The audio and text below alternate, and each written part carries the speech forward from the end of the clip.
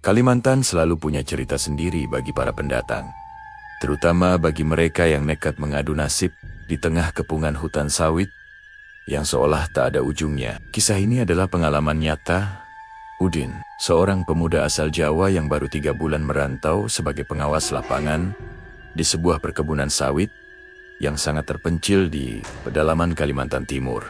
Baginya, Kalimantan bukan hanya tentang pekerjaan, tapi juga tentang dunia lain yang hidup berdampingan dengan manusia. Malam itu, sekitar jam 11 malam, waktu Indonesia Tengah, Udin baru saja menyelesaikan laporan logistik harian di kantor divisi. Malam sudah begitu larut, dan satu-satunya cara untuk pulang ke mes karyawan adalah dengan dibonceng oleh Sani, seorang warga lokal yang sudah puluhan tahun bekerja di perkebunan itu. Sani paham betul seluk-beluk hutan sawit, baik yang terlihat maupun yang tak kasat mata. Saat motor mereka mulai membelah kegelapan, udara terasa jauh lebih lembab dari biasanya. Suara jangkrik yang biasanya ramai bersahutan, tiba-tiba lenyap seketika. Hening yang mencekam menggantikan suara alam. Mereka baru saja memasuki area blok C, sebuah blok yang dihindari oleh para pekerja. Saat malam tiba, para pekerja senior sering berbisik kalau area ini berisi Udin, yang masih hijau dan belum terlalu percaya dengan cerita-cerita mistis, merasa ada yang aneh. Bulu kuduknya tiba-tiba meremang tanpa sebab. Sani, yang sedang fokus mengendarai motor, berbisik pelan, namun suaranya terdengar sangat tegang. "Din, jangan melamun. Fokus saja ke depan. Jangan lihat kemana-mana," kata Sani. Udin mengernyitkan dahi. Ia merasa Sani bersikap aneh. "Kenapa, Bang? Tumben sepi banget malam ini. Biasanya suara burung malam masih ada." Belum sempat Sani menjawab, tiba-tiba bau busuk yang luar biasa menyengat menusuk hidung mereka. Baunya sangat aneh, seperti perpaduan antara darah segar yang amis dengan bau bangkai yang sudah membusuk selama berhari-hari. Saking kuatnya bau itu, Udin sampai merasa mual. Sani mendadak mengerem motornya dengan keras, membuat ban belakang berdecit di jalanan tanah yang kering. Motor berhenti total. Mesinnya masih menyala, tapi Sani sama sekali tidak bergerak. Udin yang penasaran, secara refleks mendongakkan kepalanya, mencoba mencari sumber bau busuk itu di antara pelepah-pelepah sawit yang menjulang tinggi ke langit malam. Disitulah ia melihat sesuatu yang sama sekali tidak masuk akal. Di sela-sela pelepah sawit yang gelap, ada sebuah cahaya merah terang. Awalnya, Udin mengira itu hanyalah lampu sorot dari penjaga keamanan yang sedang berpatroli. Tapi, dugaannya salah. Benda bercahaya itu bergerak-gerak dengan lincah, berpindah dari satu dahan ke dahan lain dengan kecepatan yang mustahil dilakukan oleh manusia. "Itu apa, Bang? Terang banget kayak lampu?" tanya Udin dengan polos, masih belum menyadari bahaya yang mengintai mereka. Sani tidak menjawab. Tangannya terlihat gemetar hebat saat memegang stang motor. Keringat dingin mulai membasahi pelipisnya. Cahaya itu jelas bukan lampu. Dengan mata kepalanya sendiri, Udin akhirnya melihat wujud asli dari cahaya itu saat ia bergerak lebih dekat. Itu adalah kepala seorang wanita dengan rambut hitam panjang yang menjuntai ke bawah, tanpa tubuh. Namun yang lebih mengerikan, dari lehernya yang terpenggal, organ dalam jantung, paru-paru, dan usus terlihat menggantung dan bersinar merah, redup kebiruan. Makhluk itu meliang-liang dengan tenang di atas pucuk pohon sawit. Matanya yang besar dan melotot tampak liar, seolah sedang mencari sesuatu di dalam kegelapan. Sani akhirnya buka suara. Desisannya penuh ketakutan. "Jangan tatap matanya, Din. Itu Kuyang. Tundukkan kepalamu sekarang." Perkataan Sani membuat jantung Udin serasa berhenti berdetak.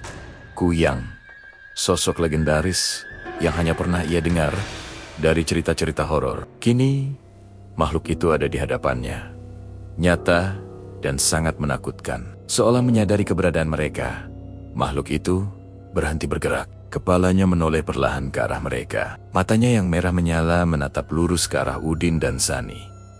Lalu, dari mulutnya yang sobek, keluar suara pekikan lirih yang sangat aneh. Suaranya mirip seperti burung hantu, namun jauh lebih melengking dan menyayat hati.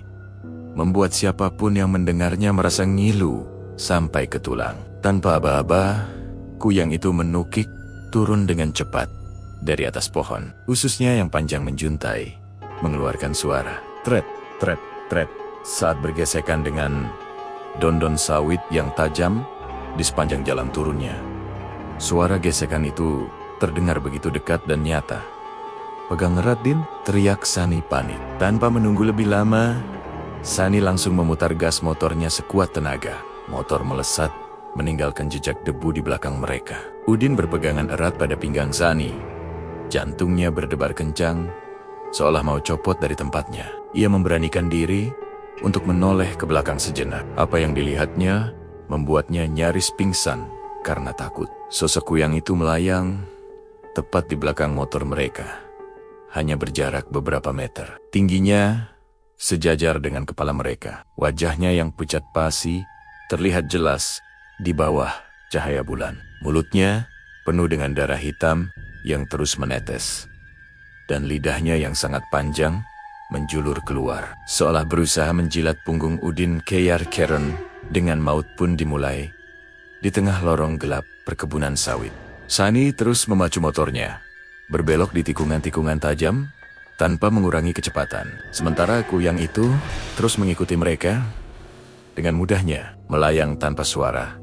Hanya sesekali mengeluarkan pekikan lirih yang membuat mental Udin semakin jatuh. Dia mencium bau luka.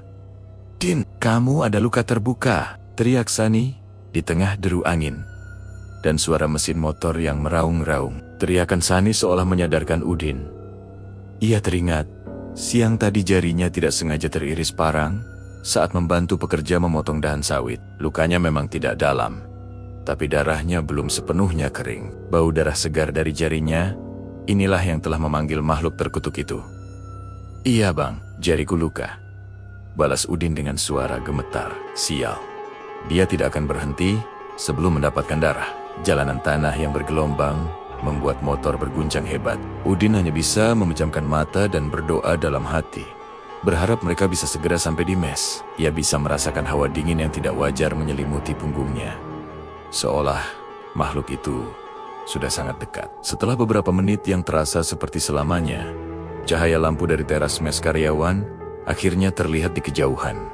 Itu adalah harapan satu-satunya. Sani tidak mengurangi kecepatan sama sekali. Ia menerobos gerbang mes dan mengerem mendadak tepat di depan pintu, membuat motor hampir terjatuh. Tanpa membuang waktu, Sani melompat dari motor, menarik Udin yang masih syok, dan segera berlari ke depan pintu. Di sana, ada sebuah sapu lidi yang sengaja diletakkan dalam posisi terbalik.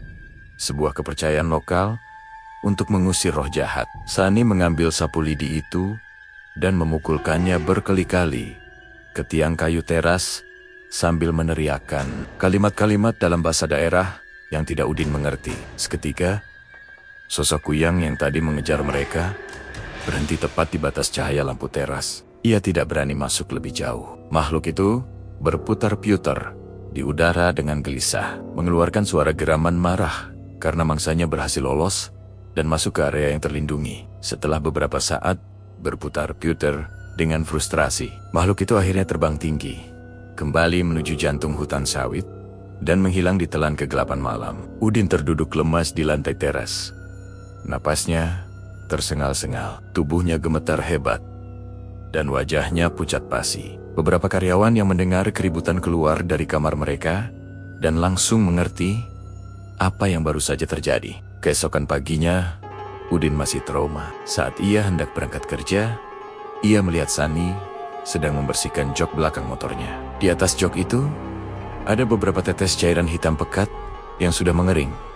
Itu bukan oli, tapi darah. Darah dari makhluk yang semalam mengejar mereka. Sani melihat Udin yang terdiam, lalu menepuk bahunya dengan wajah yang sangat serius. "Sudah kubilang, Din, di sini kita tidak pernah benar-benar sendirian. Hutan ini punya penghuninya sendiri. Kalau kerja di hutan, jangan pernah bawa luka terbuka atau pikiran kosong saat malam tiba." Dia selalu mengawasi dari atas pohon, menunggu kesempatan.